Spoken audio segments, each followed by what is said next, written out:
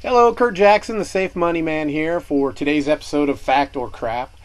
Before I give you today's statement for you to determine if it's fact or crap, I got to fully disclose that I do have a significant bias in my thinking. I'm all about keeping your money safe, minimizing your taxes, getting the most growth on your money without ever risking loss, and then getting you a guaranteed income that you can't outlive. If you like having your money at risk, then you're not going to like what we talk about here. I do challenge any and all to show me a better way out there that is safe, that can provide either the same or a higher tax-free income or a net income that's higher than what we've got and has guaranteed income for life. So today's fact or crap statement is, over time, the stock market has consistently proven the best and most reliable investment vehicle for the vast majority of Americans. Is that fact or crap? Well, it's crap.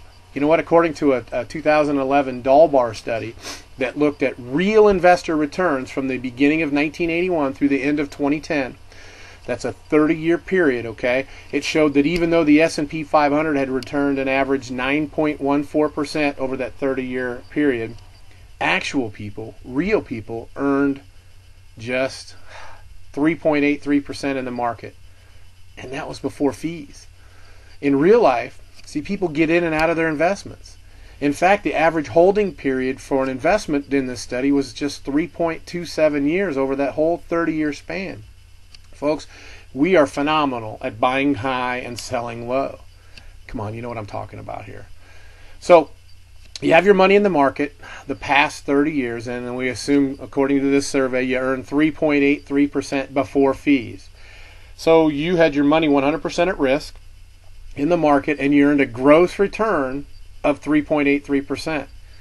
Realize that the average disclosed fee in a mutual fund is just 1.2%. Okay, that's what the government requires mutual funds to disclose. Their hidden fees could easily double that or more. So if you paid 1.2% in disclosed fees, and let's assume another 1.2% in undisclosed fees, what was your net return? 3.83 minus 2.4, that's 1.43%. So in our hypothetical investment, you put $500 a month into it for 30 years and it earned 1.43%. You would have had $224,614, of which $180,000 was your own money.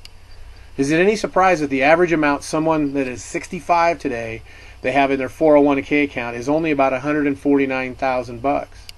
Now, how long do you think that $149,000 would last in retirement? Well, a recent study said that folks with the $149,000 in their 401k were earning an average of about $87,000 a year. Let's assume they needed 85% of that $87,000 a year in retirement. They'd need about $74,000 per year to live on. For someone making that kind of money, it's estimated that their Social Security benefits would be about $30,000 a year. So they're going to need $44,000 a year from their other savings, which basically was their 401k. Earning that net 1.43% would give them 41.68 months of income. Folks, that's not even 3.5 years. I don't know. I guess they better hope they die early. So in actuality, the market doesn't appear to be a great way to build wealth for your retirement at all. Unless, of course, you plan on dying quickly once you get into retirement. Fret not, folks. There are better ways. Remember, I told you I was heavily biased towards safe financial vehicles that minimize taxes and provide a lifetime of income.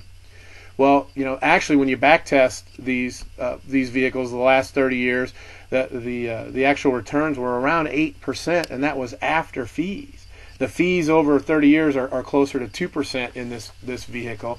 So that means that the same $500 per month for 30 years would give you $745,180, which, if we assumed we could continue to get that 8% after fees, that would make we could withdraw 8%. That gives us $59,614 a year income that's actually tax-free. And it's the only type of income that doesn't make your Social Security income taxable. So you'd have the $59,614 plus the $30,000 from Social Security, making an $89,614 not only gross income, but net income. That's higher than the $87,000 gross income that they were making before they retired. Because under current tax law, you wouldn't have paid a penny of income taxes in retirement. Now realize that was a hypothetical example, and we were just withdrawing the interest off of that $745,180. So you could take that $59,614 a year plus your Social Security, and that would leave the $745,180 for your heirs tax-free when you died, no matter when you died. Now, I don't know about you, but that sure sounds a heck of a lot better to me. If you'd like to know more about this type of vehicle, then you can call me, Kurt Jackson, at 816-582-5532, or email Kurt, K-U-R-T, at kjfinancialonline.com. Tell me you looked at the episode 2 of Fact or Crap and you wanted to know more money about it. Thanks for watching. Hope you tune in for our next version, our next episode of Fact or Crap.